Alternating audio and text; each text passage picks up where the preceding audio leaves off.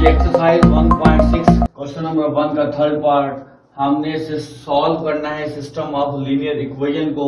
Method कौन सा use कर रहे हैं? Inversion method. तो इन्वर्जन मेथड यूज कैसे करते हैं हम पहले दो सवाल कर चुके हैं, उनको समझ चुके हैं। तो अब चलते हैं हम थर्ड पार्ट की तरफ। फर्स्ट ऑफ ऑल हम इसको कन्वर्ट कर लेंगे मैट्रिसेस की फॉर्म में। तो x का कोफिशिएंट क्या है बेटा? 4 है, y का कोफिशिएंट 2 है, फिर x का कोफिशिएंट 3 है और y का कोफिशिएंट -1 है हमारे पास। फिर बेटे हमारे पास जो वेरिएबल यूज हो रहे हैं वो x और y हैं। इसी तरह से इक्वल का साइन लगाएं और फिर हमारे पास जो इज इक्वल टू के बाद कांस्टेंट टर्म्स हैं वो हमने लिख दी 8 और -1। ओके, ये हमारे पास गिवन इक्वेशन नंबर 1 थी और इक्वेशन नंबर 2 दोनों ही गिवन है। हमने क्या करना है? अब मैट्रिसेस के नेम रखने हैं।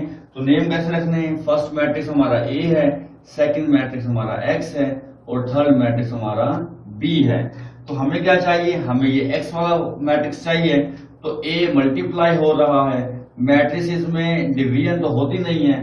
तो मैट्रिक्स जब इक्वल से राइट साइड पर लेकर जाएंगे हम लेफ्ट से राइट पर, तो वो इनवर्स हो जाता है। तो A इधर आके क्या हो जाएगा? A इनवर्स और यहाँ पर आ जाएगा B।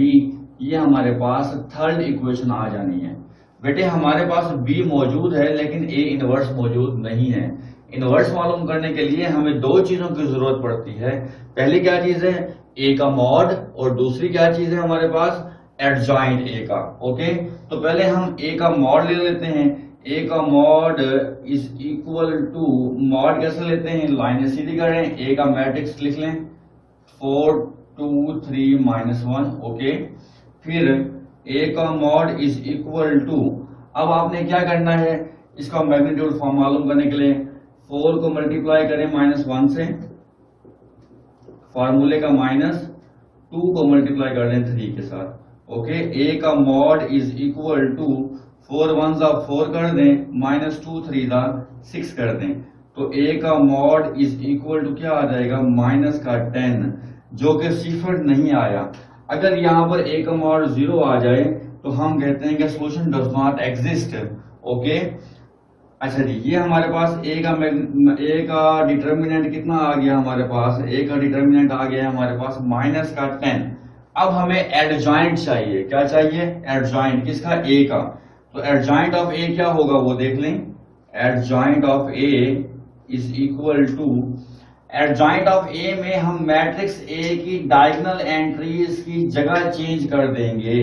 जगह चेंज हो जाएगी, यहाँ -1 आ गया, यहाँ पर 4 आ गया, इनकी हमने जगह चेंज कर दी। और नॉन डायगोनल एंट्रीज के साइन चेंज कर देंगे। ये दोनों प्लस के हैं तो ये दोनों के दोनों क्या हो जाएंगे? माइनस के हो जाएंगे। इस तरह से हमने क्या मालूम कर लिया? इसका A का एडजॉइंट मालूम कर लिया। अब क्या करना है? इनवर्स का A इनवर्स मालूम करना है और A इनवर्स मालूम करने का हमारे पास फॉर्मूला है 1/A का mod multiply adjoint of A। Okay, अब इसमें वैल्यूज पुट कर लें। A inverse is equal to 1/A का मॉड कितना है हमारे पास? -10 है। एडजॉइंट ऑफ A कितना है हमारे पास? ये एडजॉइंट आया हुआ है -1 -2 -3 और 4, -3 और यहाँ पर आ जाएगा 4 हमारे पास। ये हमारे पास A का इनवर्स आ गया। अब बेटा A का इनवर्स पुट करें आप इक्वेशन नंबर 3 में। यहां मैं लिख देता हूं put in equation 3, put in equation 3। अब इक्वेशन 3 क्या है हमारे पास? इक्वेशन 3 कहती है कि x इक्वल है A इनवर्स के। A इनवर्स क्या है हमारे पास? हमने A इनवर्स की जगह A इनवर्स की वैल्यू लिखनी है -1 -2 -3 और 4। A इनवर्स आ गया हमारे पास। आगे क्या लिखा हुआ है? B। तो हम यहाँ पर B लिखेंगे। B की जगह B का मैट्रिक्स 8 और -1 जो लिखा हुआ है 8 -1 कॉलम वाइज लिख देना है। ओके, अब हमने इन दोनों मैट्रिक्स को मल्टीप्लाई कर लेना है। मल्टीप्लाई करके जो आंसर आएगा उसको भी 10 पर डिवाइड कर देंगे -10 पर और हमारा रिजल्ट आ जाएगा। जी देखें, x इज इक्वल टू 1/-10, फिर क्या होगा? -1 मल्टीप्लाई 8, ये फार्मूले का प्लस, -2 मल्टीप्लाई -1। फर्स्ट एंट्री के साथ सेकंड एंट्री के साथ मल्टीप्लाई होगी। जी यहाँ पर क्या आ रहा है? -3 multiply 8 plus 4 multiply -1, okay. x is equal to 1 over -10, 8 1 जा 8, minus minus plus, plus plus फिर प्लस हो जाएगा, 2 1 जा 2, 3 8 जा 24, प्लस माइनस माइनस, 4 1 जा 4, ओके।